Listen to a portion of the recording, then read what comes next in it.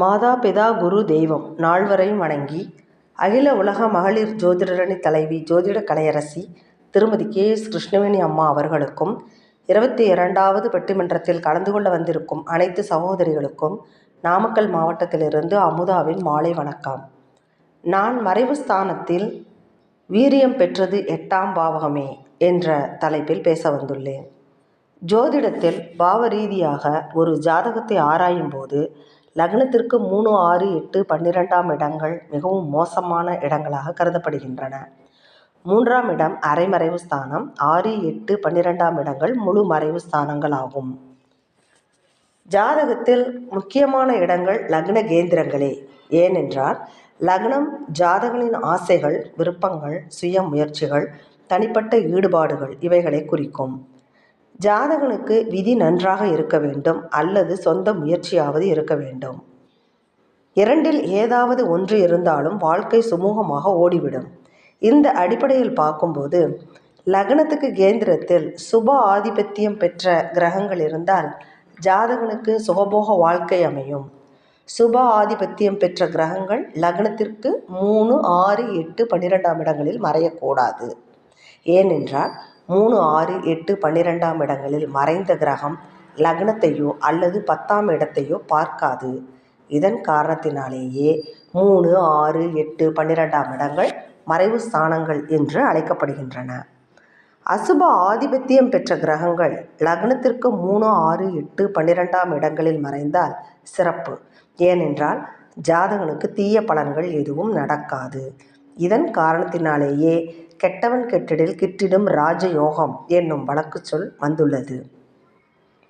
மேலே சொல்லப்பட்ட விதிகளுக்கு ஒரு சில விதிவிலக்கு உண்டு. அதாவது செவ்வாய் 6இல் மறைந்தாலும் 8ஆம் பார்வையாக லக்னத்தை பார்க்கும். 3இல் மறைந்தாலும் 8ஆம் பார்வையாக 10ஆம் இடத்தை பார்க்கும். எந்த ஒரு பாவகமானாலும் அந்த பாவத்திற்கு 8ஆம் இடம் அழிவு ஸ்தானமாகும். அதாவது முதல் பாவம் உயிர் ஸ்தானம் ஆகும். அதற்கு 8ஆம் பாவம் உயிருக்கு அழிவை தரும் ஆயுள் பாவகமாகும். 2ஆம் பாவம் குடும்பஸ்தானம். அதற்கு 8ஆம் பாவமான 9ஆம் பாவம் ஆன்மீக ஸ்தானமாகும். ஆன்மீகவாதிகளுக்கு குடும்பத்தின் மீது அக்கறை இருக்காது. ஆகவே 2க்கு 8ஆம் இடமான 9ஆம் இடம் அதற்கு அழிவு ஸ்தானமாகும். ஜாதகத்தில் 8இல் நிற்கும் கிரகங்களின் உறவு முறையால் ஜாதகருக்கு அவமானம் ஏற்படும். அவர்களால் துன்புறுத்தப்படுவார்கள். 8ஆம் பாவம் ஆயுள் ஸ்தானம் மரணத்தை குறிக்கக்கூடியது, பிரச்சனைகளை குறிக்கக்கூடியது. 8குடையவனுக்கு திரிகோணத்தில் கேது நின்றால் ஜாதகருக்கு ஆண்மை குறைவு ஏற்பட வாய்ப்புண்டு. 8இல் லக்னாதிபதி நின்றால் ஜாதகர் மரணத்தை பற்றியே சிந்தித்து கொண்டிருப்பார். 8குடையவன் சந்திரன், ராகு ஆகியோர் சேர்க்கை பெற்றால் ஜாதகருக்கு தற்கொலை செய்து கொள்ளும் எண்ணம் தோன்றும். ஜாதகருக்கு 8ஆம் பாவம் சரராசியாக அமைந்தால் மரணம் அயல் ஊரிலும், ஸ்திரராசியாக அமைந்தால் மரணம் சொந்த ஊரிலும், உபயராசியாக அமைந்தால் மரணம் பிரயாணத்தில் இருக்கும் போதும் ஏற்படும். 8இல் சுபகிரகங்கள் இருந்தால் வழியில்லாமல் இயற்கையான மரணமும், பாவகிரகங்கள் இருந்தால் உடல் வேதனையோடும் மன வேதனையோடு மரணமும் ஏற்படும். 8குடையவன் லக்னத்தில் இருந்தால் ஜாதகருக்கு குழந்தை பருவத்தில் கண்டங்கள் ஏற்படும். 8ஆம் பாவம் நெருப்பு ராசியாக அமைந்து அதில் நெருப்பு கிரகங்கள் இருந்தால் பித்த நோயினால் மரணம் ஏற்படும். 8ஆம் பாவம் நீர் ராசியாக அமைந்து அதில் நீர் கிரகங்கள் இருந்தால் சிலேத்தும நோயினால் மரணம் ஏற்படும். 8ஆம் பாவம் வாயு ராசியாக அமைந்து அதில் வாயு கிரகங்கள் என்றால் வாத நோயினால் மரணம் ஏற்படும். 8ஆம் பாவம் நிலராசியாக அமைந்தால் பல நாட்கள் படுக்கையிலிருந்து மரணம் அடைவார்.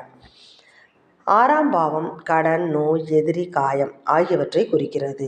நடப்பு திசாபுத்திக்கு ஏற்ப இவற்றை ஏற்று அனுபவித்து நம்மால் மீண்டுவிட முடியும். ஆனால் 8ஆம் பாவம் ஆயுள் தீராத வியாதி, அகால மரணம் ஆகியவற்றை குறிக்கிறது. மாண்டார் திரும்புவதில்லை.